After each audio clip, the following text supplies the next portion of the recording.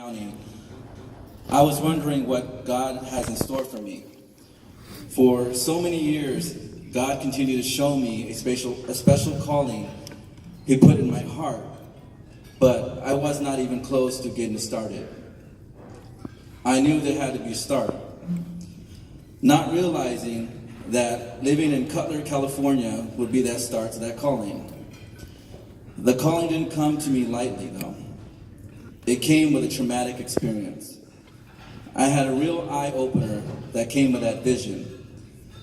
An experience that would change my life and perspective on life and how I saw life through different lenses. For so many years, I thought I had the right perspective and choice when it comes to life. I was open for rights for women when it came to abortion and even choosing the sex of my future child. I had a selfish mind, but like myself, many in this world have that perspective in their eyes. Until one day, my mom had to discuss a piece of important information with me.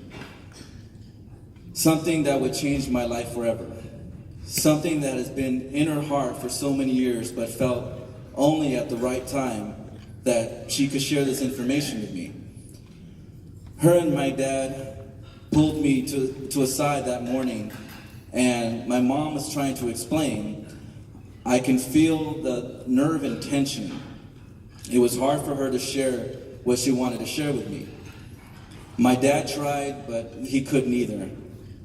Then my mom finally opened up to me and told me some shocking news.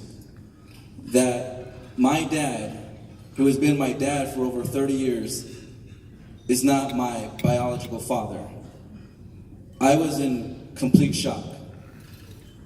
My mind felt like I was in a dream state. I honestly didn't know how to react.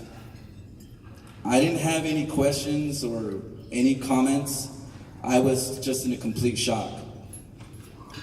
Later that day, I felt my mind was back in normal mode, and so many questions popped in my mind like, why, who, why tell me now, and who is my real father? My mom opened her heart to me and answered a lot of those questions, but also revealed her pregnancy with me wasn't a planned pregnancy. That how I was conceived was done by an evil act. That man, who is my biological father, raped my mother. She found out months later that she was pregnant and she knew who the father was.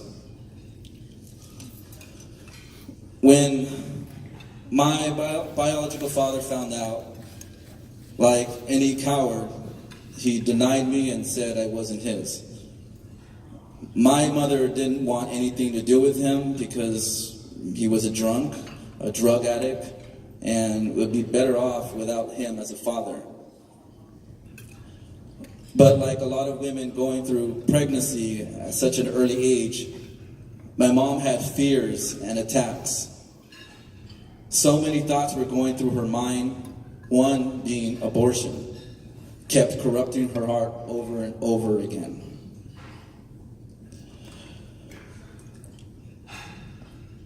Well, thank God, my mother, who is a strong believer in her faith, asked God to help her during those attacks. God told her that there was a purpose.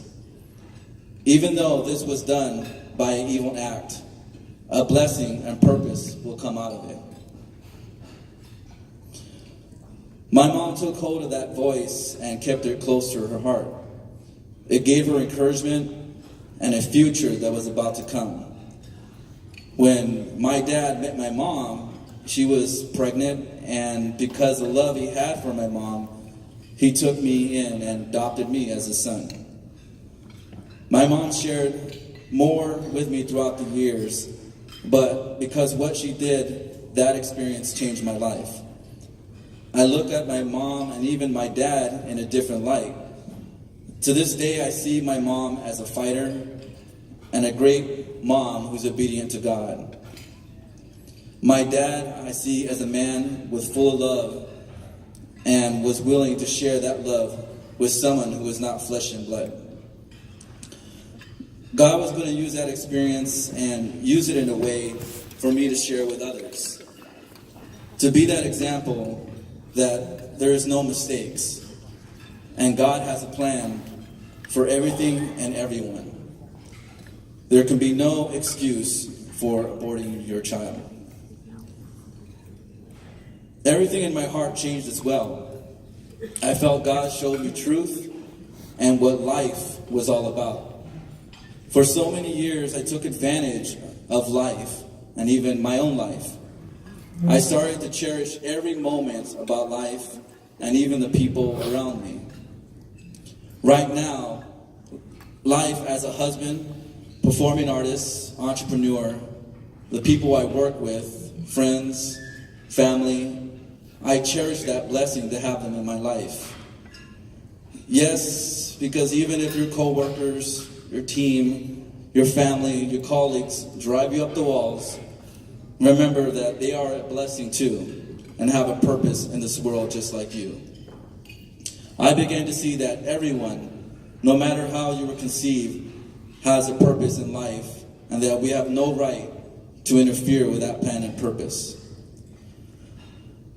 Well, fast forward now, many years later, we're living in the biggest city of the world, Cutler, California. While living in Cutler for a few months, I was praying to God. I know the gifts that you have given me, and in time it will be used. But what about that special calling you put in my heart? How do I start that? Well, out of nowhere, a good friend of mine, Visalia, who happens to be my stalking neighbor. Just kidding, Michelle. Michelle and I love you.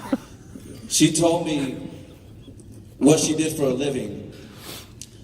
I let that information marinate into my heart, and then I felt God said, this is where you will start. I started volunteering for Tulare-Kings Right to Life, and the more I got involved, the more God used me. I have been able to share my story with a few during fairs, events, and even our live chat radio podcast. And that is not just a plug for our radio show. This is just the beginning. I knew the calling was born.